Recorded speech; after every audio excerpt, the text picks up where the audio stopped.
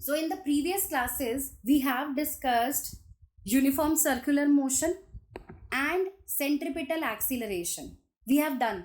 Yes, हमने देखा है कि जब भी कोई एक ऑब्जेक्ट अगर सर्कुलर पाथ में घूम रहा है, if there is a circle and the object is moving in a circular path, so इस ऑब्जेक्ट को सर्कल में घुमाने में हेल्प कर रही है कौन?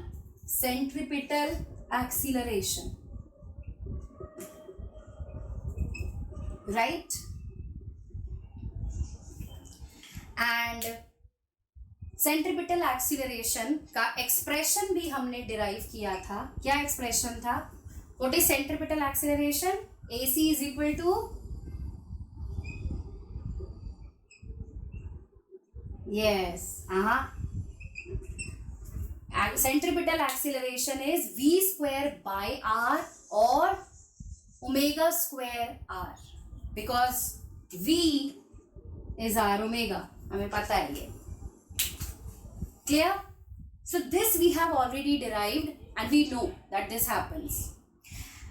अब अगर एक ऑब्जेक्ट, मान लीजिए ये ऑब्जेक्ट है जो सर्कल में घूम रहा है, राइट? सर्कल के हर एक पॉइंट पे डायरेक्शन चेंज होती है, हेंस हर पॉइंट पे the velocity is tangential to the circular path. अब सिंस ये ऑब्जेक्ट मूव कर रहा है, ऑब्जेक्ट का अपना कुछ मास भी है, सो डेफिनेटली एक force F is equal to ma भी होगी इस ऑब्जेक्ट पर. सो इस सेंट्रिपिटल एक्सीलरेशन की वैल्यू हम यहां पर पुट कर सकते हैं. So we get centripetal force FC which is equal to m into AC. So this is mv square by r or mr omega square. So this is centripetal force.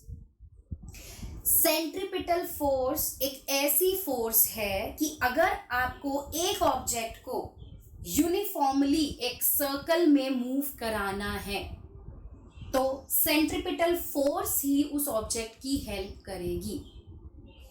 अगर centripetal force नहीं है तो आप किसी भी object को circle में नहीं मूव करा सकते.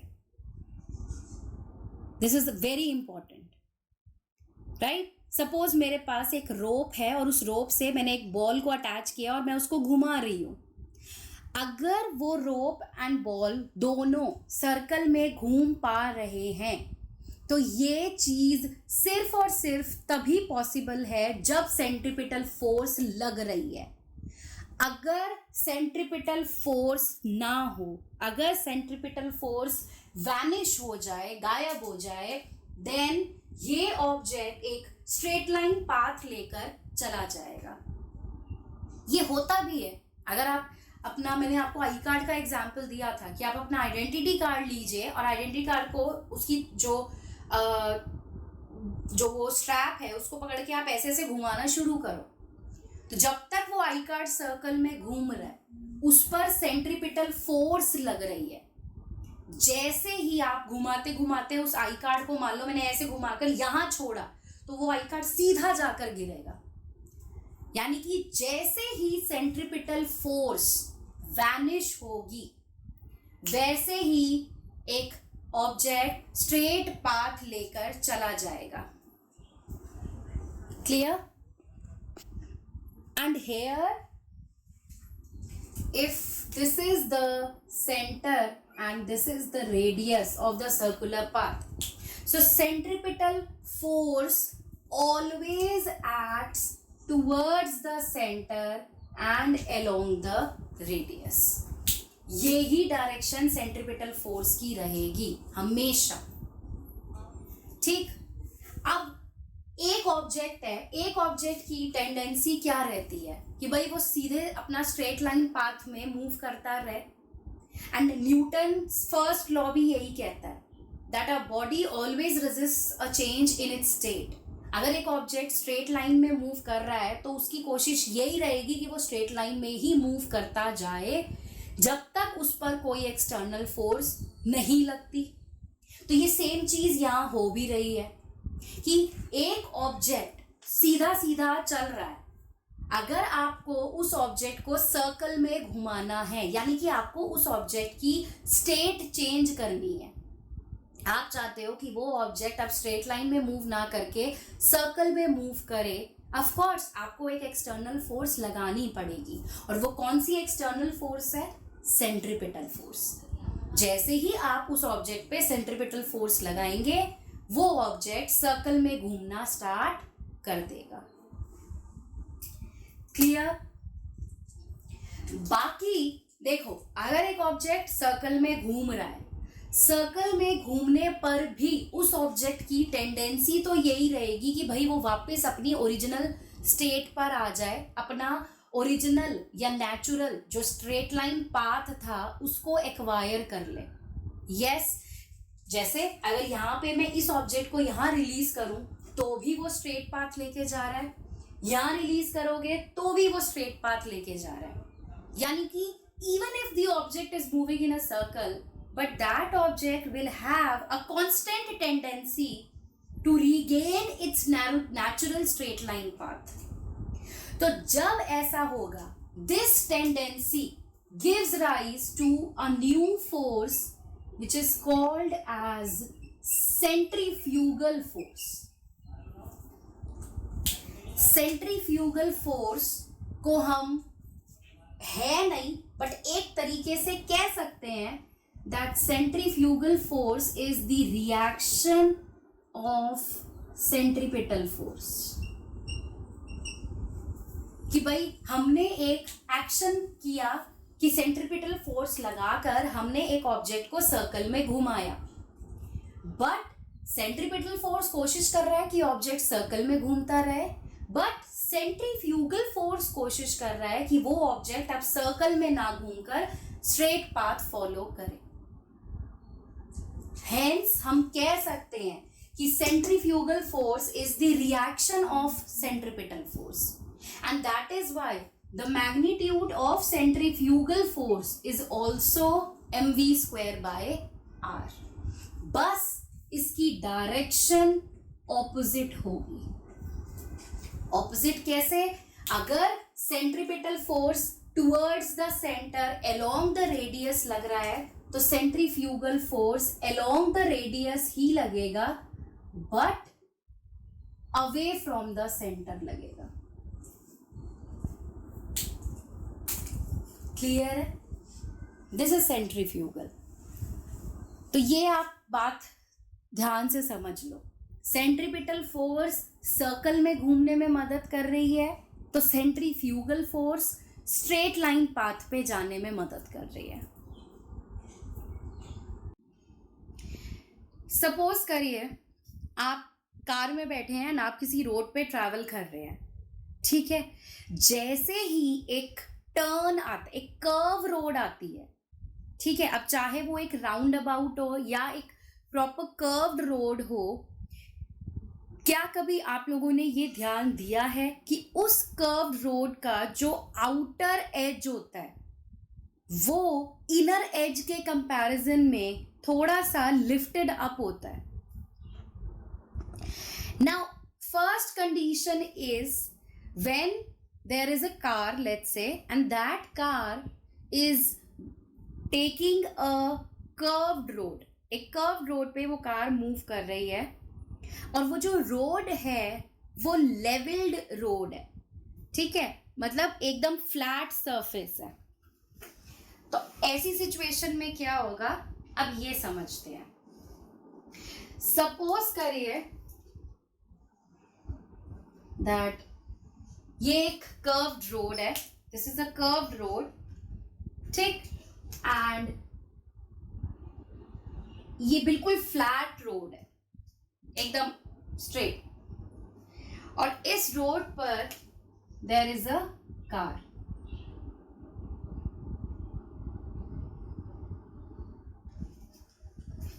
ठीक, अब इस कार को यहां से ऐसे करके ना एक टर्न लेना, ये ऐसे जाएगी और ऐसे घूम जाएगी। तो इधर वाली जो साइड है, ये वाली side, this is the inner as of the road and this one is the outer as of the road. ठीक, अब ये कार को जो टर्न लेना है, किस तरीके से ये कार टर्न ले, कितनी वेलोसिटी से ये कार टर्न ले, ये अब हम कैलकुलेट करेंगे। और वो वेलोसिटी इतनी होनी चाहिए कि ये कार स्किड ना करे, ठीक है, फिसल ना जाए या अपने ट्रैक से हट ना जाए। अब आप लोगों को मैंने समझाया था दैट अगर किसी भी ऑब्जेक्ट को एक सर्कल में घूमना है तो सर्कल में घूमने के लिए उसे सेंट्रीपिटल फोर्स चाहिए। ठीक, यहाँ पे भी क्या हो रहा है, ये एक तरीके से सर्कल ही होने वाला है, ये ऐसे घूम रहा है, सर्कल ही बनेगा। तो इस कर्व्ड पाथ पर, कर्व्ड रोड पर अगर कार को एक टर्न लेना है, so there should be some centripetal force. इस कार पर एक सेंट्रीपिटल फोर्स जरूर लगे कि ये कार यहां से बड़े आराम से एक सर्कुलर पाथ पर, एक कर्व रोड पर टर्न ले सके।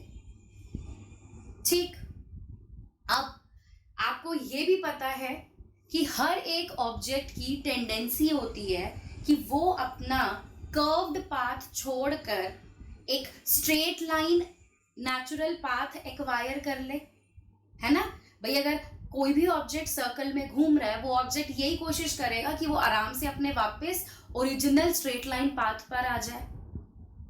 तो यहां पर भी यही होने वाला है कि ये कार जो है, इस कार के व्हील्स कोशिश करेंगे कि वो ये कर्व्ड पाथ छोड़कर अपना एक स्ट्रेट लाइन पाथ एक्वायर कर ले। यस, एंड सोचो अगर ये कर्व रोड पर कार टर्न ना ले और सीधा सीधा चला जाए तो ये तो जाके आउटर एज में हिट कर जाएगी। तो इस चीज से बचाने के लिए हेल्प करता है कौन? फ्रिक्शन।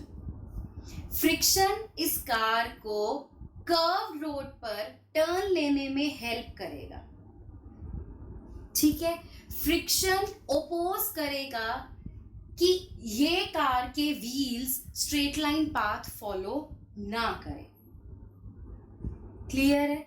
एंड हेंस हम कंक्लूड कर सकते हैं कि अगर इस कार को ये टर्न लेना है तो टर्न लेने में सेंट्रीपिटल फोर्स तो है ही है, साथ साथ जो फ्रिक्शन लग रही है व्हील्स और रोड के बीच में, वो फ्रिक्शन भी इस कार को टर्न करने में हेल्प कर रही है।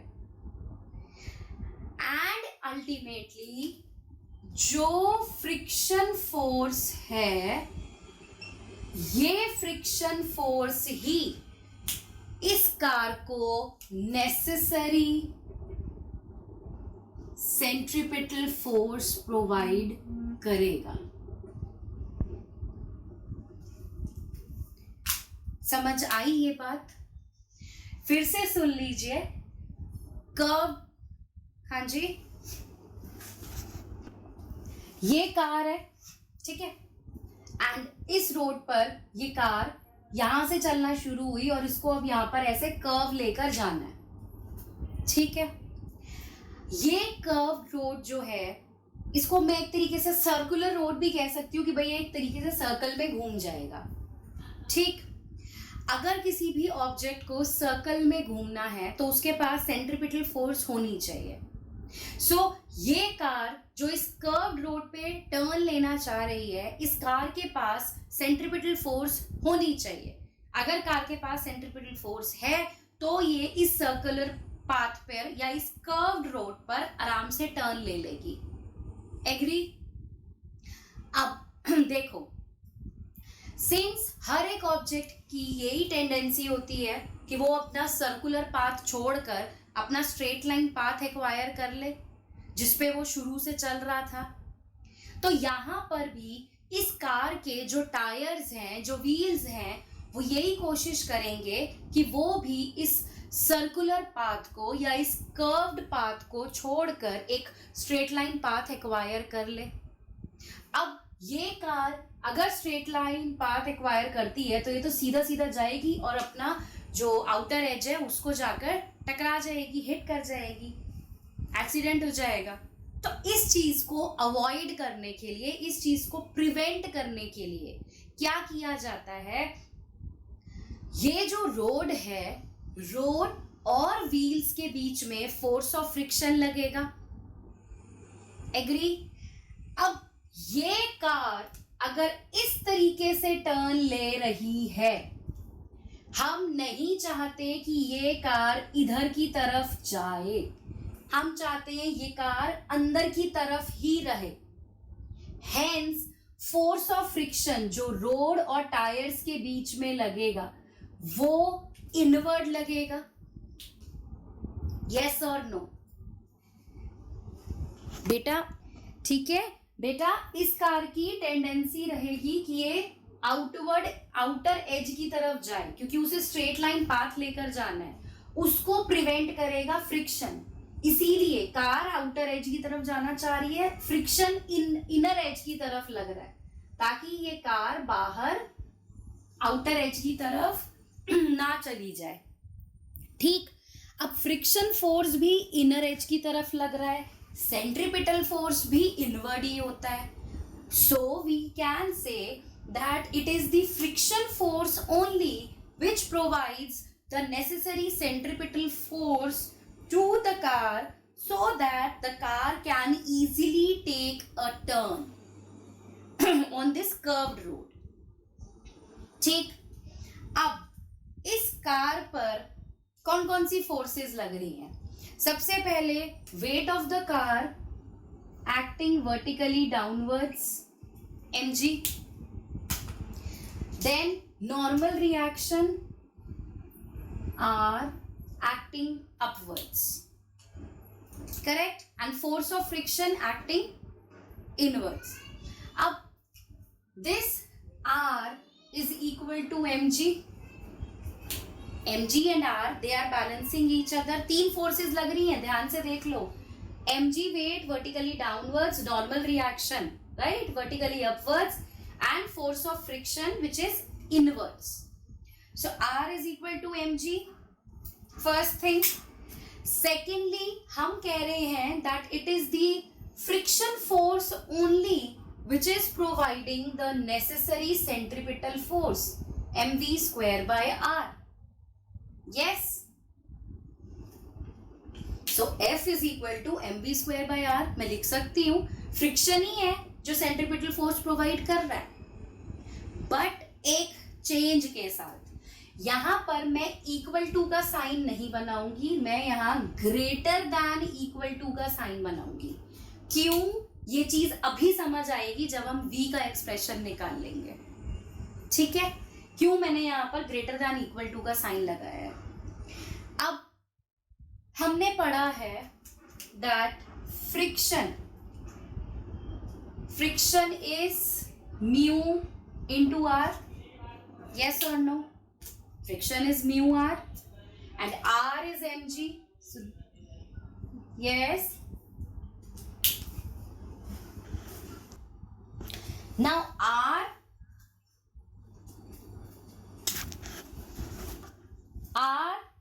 is mg, so F is equal to mu mg. Now we can put this value of f in this expression. ठीक है, इसकी वैल्यू को यहाँ पर पुट करिए.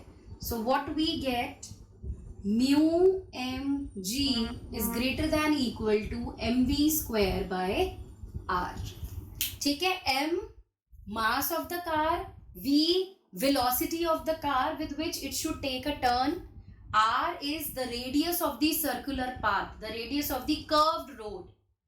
ठीक है, mu is coefficient of friction and g is acceleration due to gravity. अब यहां से ये m और m कैंसिल हो गया, क्या बचा हमारे पास?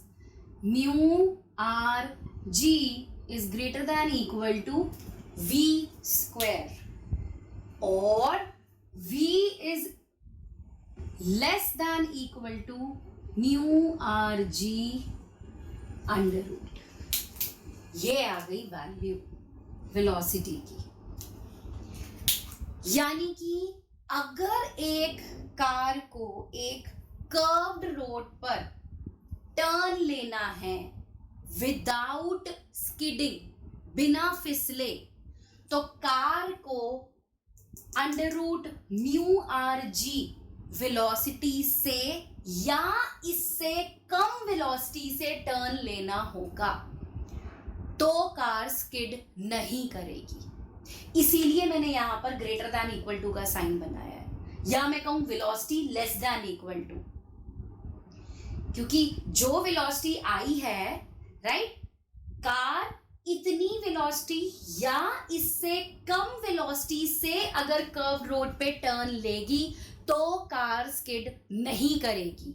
जहां पे velocity under root mu are g से ज्यादा हुई, कार के पूरे चांसेस हैं कि वो स्किड कर जाएगी। अगर मैं मैक्सिमम वेलोसिटी की बात करूं कि मैक्सिमम कितनी वेलोसिटी से कार टर्न ले सकती है, so that is under root mu R G. ये मैक्सिमम वेलोसिटी हो गई।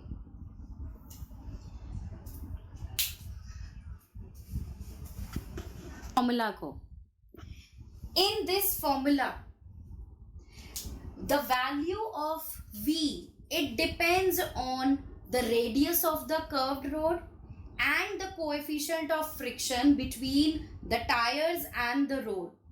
yes, और g तो फिक्स ही होता है। so basically v डिपेंड कर रहा है म्यू और r पे।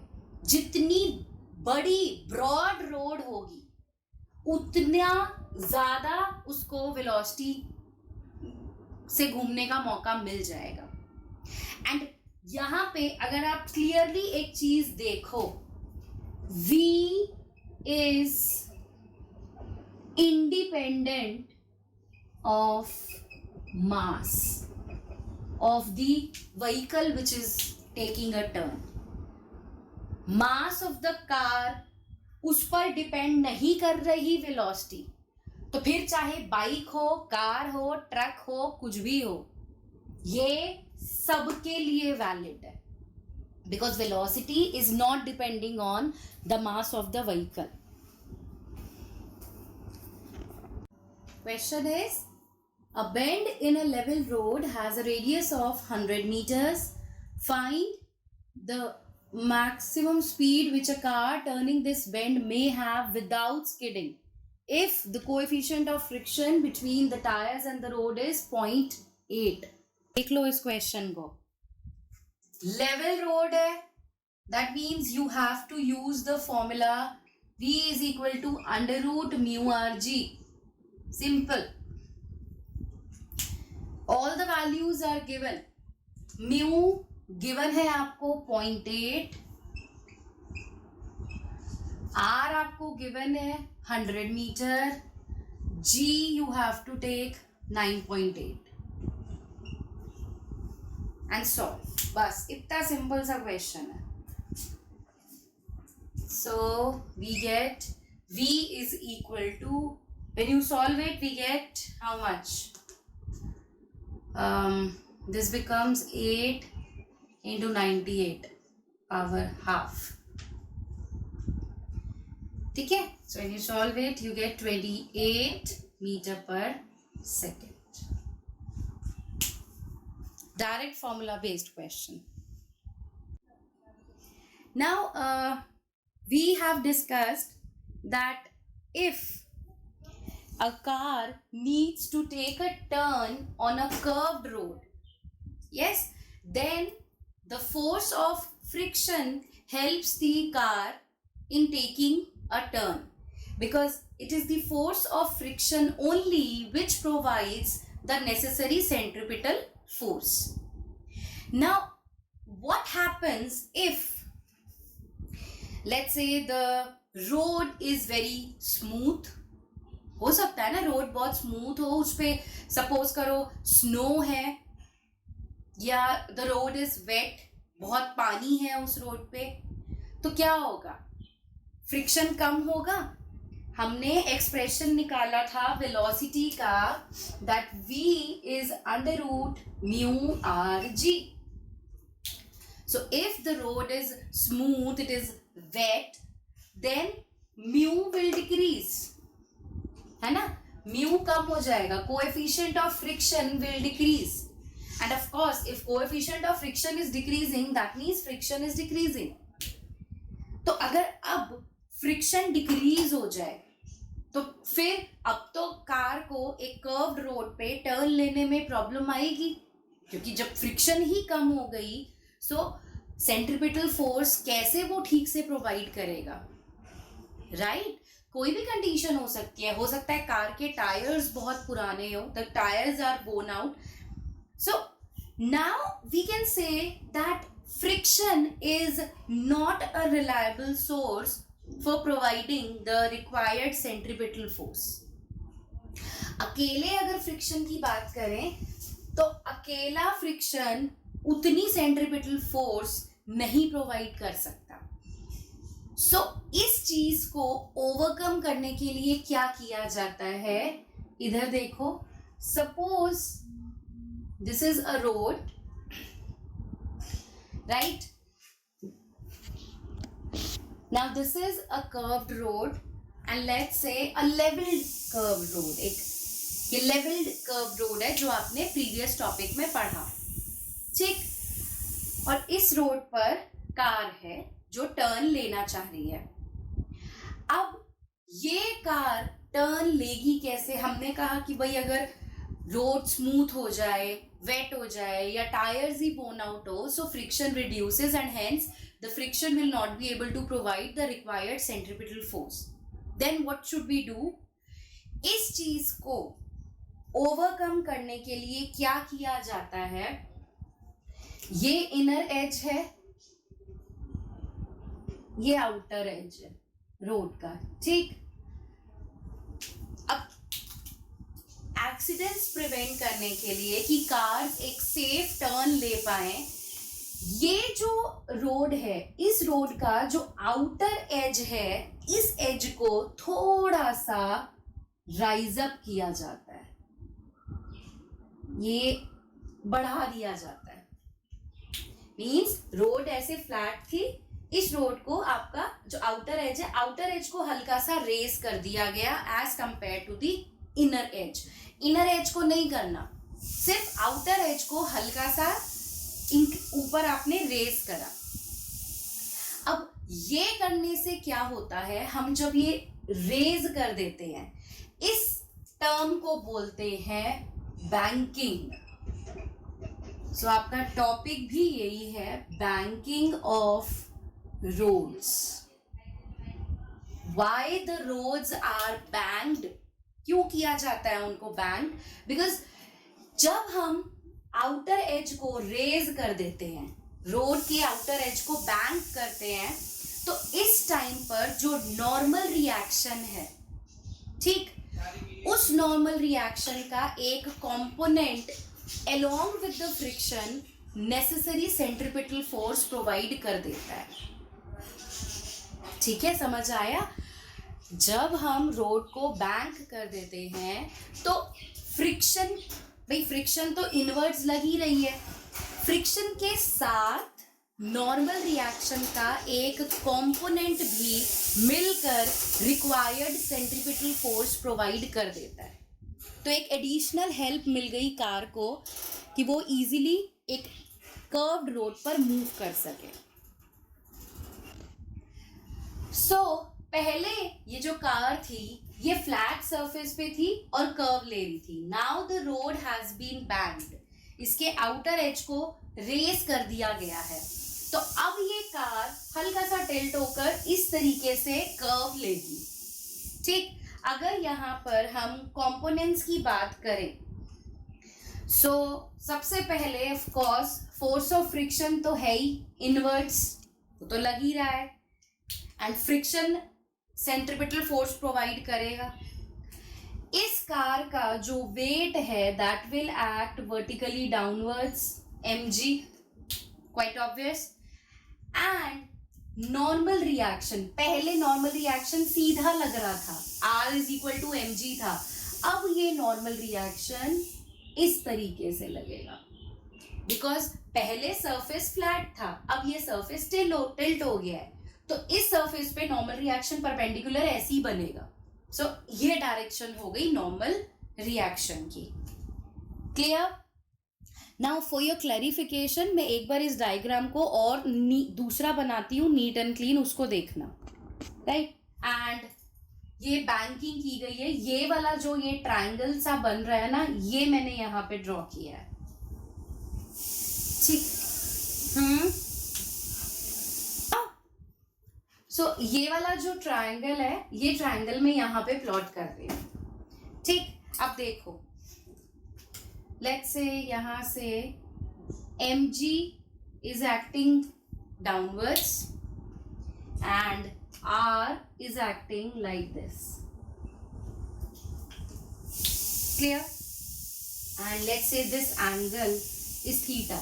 थीटा एंगल से हमने रोड के आउटर एज को रेज किया है. क्लियर? अब this R and of course इस डायरेक्शन में फ्रिक्शन है. Now this reaction force R, it can be resolved into two rectangular components. One component will be in this direction and one component will be in this direction. Correct? अब कौन सा component cos बनेगा और कौन सा component sin बनेगा, ये देखो ध्यान से. एंगल जरा ध्यान से देखना. ठीक है? अगर ये एंगल थीटा है, be very careful. If this angle is theta, so naturally ये एंगल भी थीटा बनेगा. बताइए yes or no. ठीक है ना? अगर ये एंगल थीटा है तो ये इसका ऑपोजिट एंगल हो गया, ये भी थीटा बनेगा.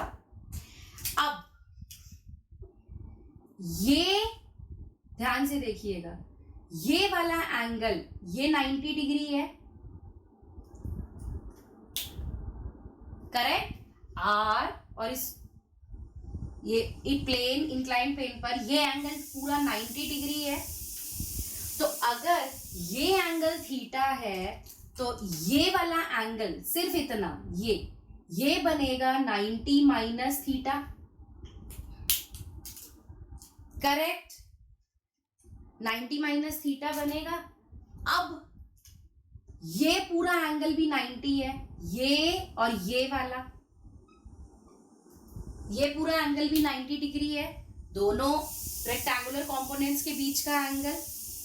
अब अगर ये पूरा 90 है और इस पूरे 90 में इतना 90 माइनस थीटा है, सो नेचुरली फिर ये वापस थीटा बनेगा. समझ आया? दोबारा से सुनो, ये अगर थीटा है सो ये एंगल हो गया थीटा जो रेड से बनाया है. ठीक. अब आर और इस इंक्लाइन प्लेन का टोटल इन दोनों के बीच का एंगल 90 डिग्री है. तो अगर ये थीटा है तो ये बाकी बचा हुआ 90 माइनस थीटा होगा. क्लियर? अब ये एंगल 90 माइनस थीटा जो ऑरेंज से लिखा है ये मुझे मिल गया. अब ये दोनों रेक्टेंगुलर कंपोनेंट्स के बीच का एंगल भी 90 डिग्री है जो पर्पल कलर से ड्रॉ किया है. अब इस पूरे 90 डिग्री में अगर इतना 90 माइनस थीटा है, सो नेचुरली ये थीटा ही होगा. क्लियर है? बताइए. So if this angle is theta, that means ये कौन सा कंपोनेंट बनेगा? R cos theta. राइट? जिस डायरेक्शन के साथ एंगल थीटा होता है उस डायरेक्शन में कॉस थीटा बनेगा. So this is R cos theta and this will become R sine theta. Clear है? सिमिलरली ये जो फ्रिक्शन फोर्स है इस डायरेक्शन में, ये right, even we can resolve this friction into two rectangular components. अब इस फ्रिक्शन के कौन कौन से दो रेक्टेंगुलर कंपोनेंट्स बनेंगे? One along this direction and other one along this direction. Yes और नो? एक इस डायरेक्शन में और एक इस डायरेक्शन में. अब कौन सा कॉस कंपोनेंट बनेगा? ये वाला, थीटा इधर बन रहा है, सो ये कंपोनेंट बनेगा एफ कॉस थीटा एंड ये कंपोनेंट बनेगा एफ साइन थीटा। सो इतने सारे हमारे पास फोर्सेस एंड इनके कंपोनेंट्स आ गए हैं। ठीक है, एक बार फिर से सुन लो ध्यान से। mg vertically downwards, normal reaction इधर की तरफ।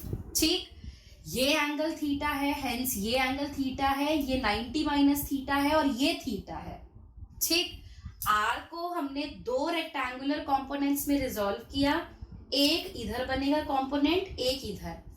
वर्टिकल कंपोनेंट हो गया r cos theta because theta इस डायरेक्शन में है, हॉरिजॉन्टल कंपोनेंट हो गया r sin थीटा। ठीक, सिमिलरली फोर्स ऑफ फ्रिक्शन, उसको दो कंपोनेंट्स में रिजॉल्व करा, एक कंपोनेंट हॉरिजॉन्टल, एक कंपोनेंट वर्टिकल। बीच में आ रहा है ना ये वाला वेक्टर फ्रिक्शन का, इधर थीटा है, सो ये वाला कंपोनेंट एफ कॉस थीटा और ऑब्वियसली दूसरा कंपोनेंट बन गया F sine theta. So now we can equate the components. So r cos theta is equal to mg plus f sin theta. Correct? r cos theta ऊपर है, mg और f sin theta नीचे लग रहा है। Similarly अब देखो f sin theta f cos theta plus r sin theta, they both are acting inwards। इस डायग्राम को देखो, रोड ऐसे है तो ये रोड ऐसे है, so it is acting inwards towards the inner edge। So f cos theta plus r sin theta together will provide the necessary centripetal force। जबकि हमने जब बैंकिंग नहीं किया था उस कंडीशन में सिर्फ और सिर्फ फ्रिक्शन था जो नेसेसरी सेंट्रिपिटल फोर्स प्रोवाइड कर रहा था। अब फ्रिक्शन का एक कंपोनेंट, उसके साथ साथ नॉर्मल रिएक्शन का भी कंपोनेंट ऐड हो गया है जो नेसेसरी सेंट्रिपिटल फोर्स प्रोवाइड कर रहा है। तो ये बेनिफिट हो गया कि मान लो अगर फ्रिक्शन डिक्रीज भी हो जाती है तो ये कंपोनेंट हेल्प करेगा कार को विदाउट स्किडिंग एक टर्न लेने में। ठीक है, I hope it is clear to all of you. Now yes, look here. So ये दो इक्वेशंस हमारे पास आ गई हैं। Now we know force of friction is equal to mu r। yes, first law of friction, F is mu r।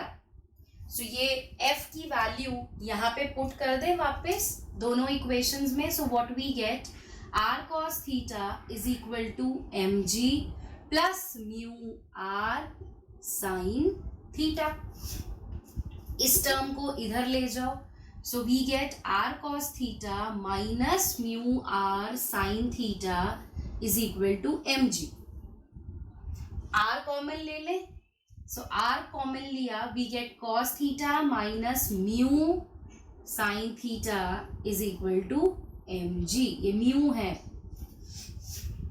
और यहां से r की क्या वैल्यू आ गई, mg upon cos theta minus mu sin theta। correct?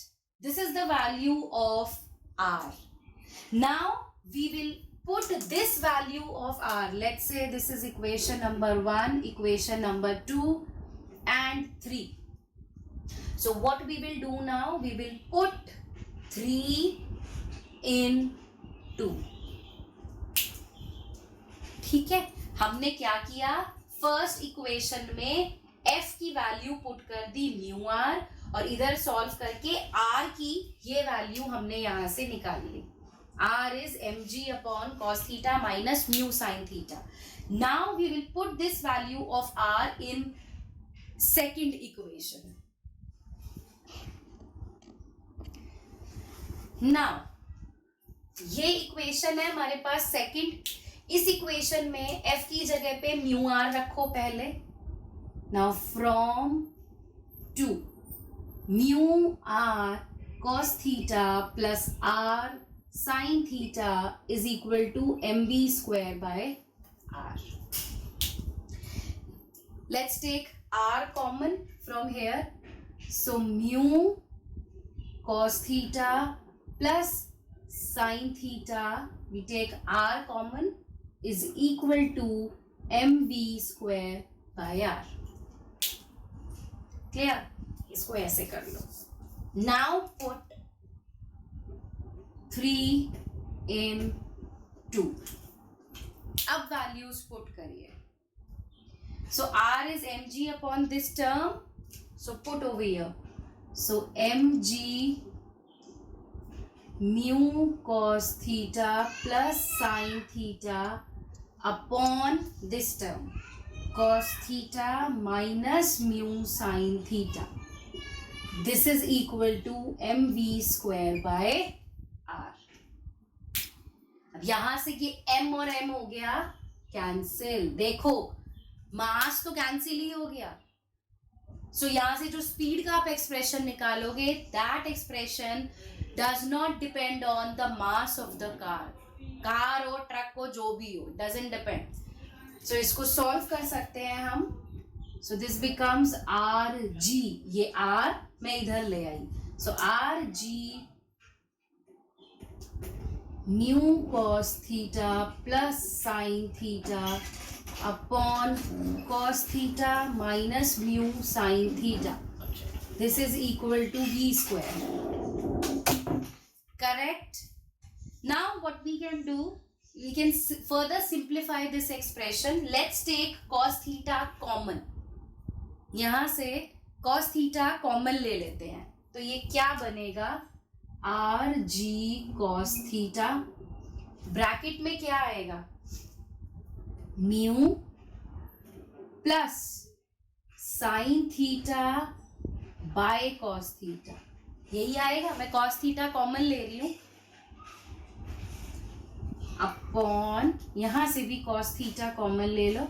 So what we get 1 minus mu sine theta by cos theta. This is equal to v square. Now, okay. So यहां से हमारे पास क्या आएगा? v square is equal to r g cos theta cancel हो गया.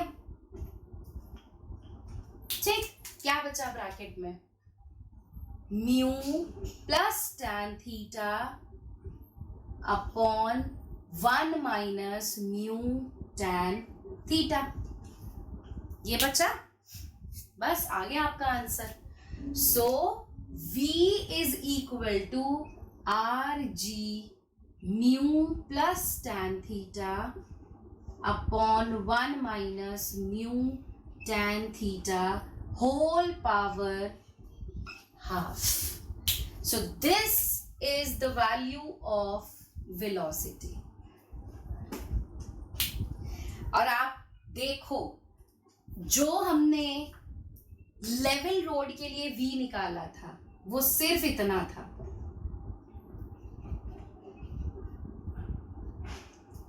Mu R G power half. और यहां देखो क्या आया है? आर जी mu plus tan theta upon 1 minus mu tan theta power half. So undoubtedly ये वेलोसिटी इस वेलोसिटी से ज्यादा है. दैट मीन्स अगर हम रोड्स को बैंक कर देते हैं तो कार अब थोड़ी और ज्यादा वेलोसिटी से एक कर्व्ड रोड पर विदाउट स्किडिंग टर्न ले सकती है. क्लियर है? The maximum possible. हाँ. So on comparing these two equations, what we can say that the maximum possible speed of a car on a banked road is greater than that on a flat or unbanked road. ठीक है? जब आप bank कर देते हो road कर, तो जितनी वेलोसिटी से कार टर्न ले सकती है विदाउट स्किडिंग, ऑफ कोर्स वो वेलोसिटी ज्यादा है उस वेलोसिटी से जिसमें आपने एक लेवल्ड रोड लिया है, ठीक है। And if let's say if somehow mu become 0, by chance अगर मान लीजिए एक ऐसा सरफेस है कि जो आपकी बैंक्ड रोड है दैट इज परफेक्टली स्मूथ, सो यहां से मेरे पास V0 लेट्स से क्या आ जाएगा, RG tan थीटा की पावर हाफ, बस क्योंकि ये टर्म तो 0 हो गई, so this is RG tan theta upon 1 which is RG tan theta की पावर हाफ। यानी कि ये जो स्पीड आई है हमारे पास, this speed, so at this speed frictional force is not needed to provide the necessary centripetal force, ठीक है।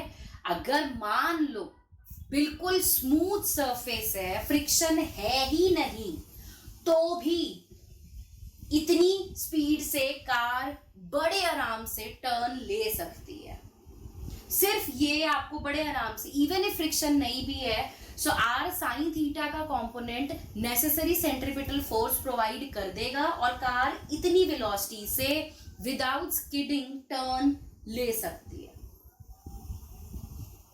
ठीक है। चाहे तो आप यहां से tan थीटा की वैल्यू भी निकाल सकते हो, सो tan theta becomes V0 square by RG,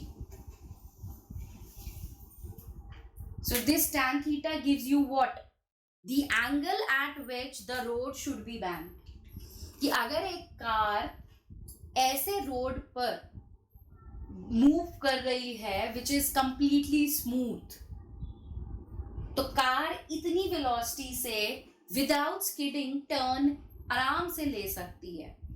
and अगर आपको एक ऐसी रोड बनानी भी है कि जिसपे मान लीजिए फ्रिक्शन ऑलमोस्ट 0 है, ठीक है, तो आपको उस रोड को इतने एंगल पे बैंक करना पड़ेगा। जब आप इतने एंगल पे उस रोड को बैंक कर देंगे, कार बिना स्लिप करे, बिना स्किड करे, कंफर्टेबली एक टर्न ले लेगी। Question says a circular race track of radius 300 meter is banked at an angle of 15 degrees. If the coefficient of friction between the tires of the race car and the road is 0.2, what is the optimum speed of the race car to avoid wear and tear of the tires and the maximum permissible speed to avoid slipping? हाँ जी, first thing, write down what is given. So radius is given as 300 meter, angle theta is given 15 degree, and coefficient of friction mu is given as 0.2, right? Or tan 15 degrees is 0.2679. This we are going to use. Now first part वो आपसे कह रहा है वो speed निकालो जब tyres का wear and tear नहीं हो रहा, इसका मतलब फ्रिक्शन नहीं है, ठीक है। When there is no friction, so we have this formula with us, V0 is equal to RG tan theta power half.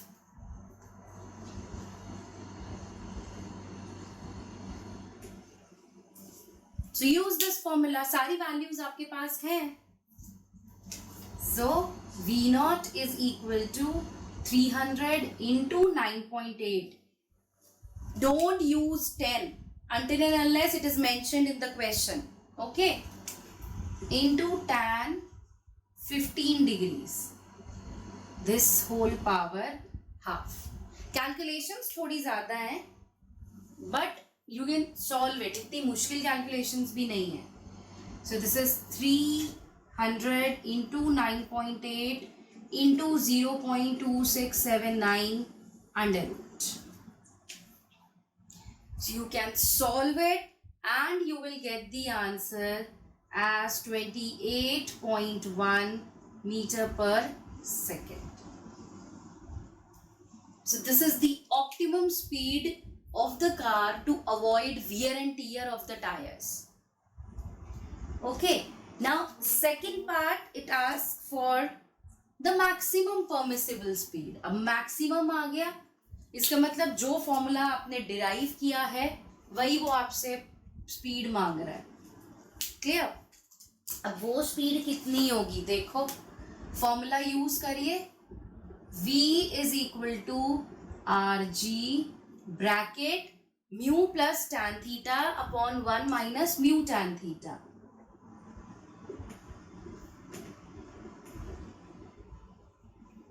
This whole power half. Put the values, solve, you will have your answer. So V is 300 into 9.8, 0.2 plus tan 15 is 0.2679 upon 1 minus 0.2 into 0.2679 whole power half.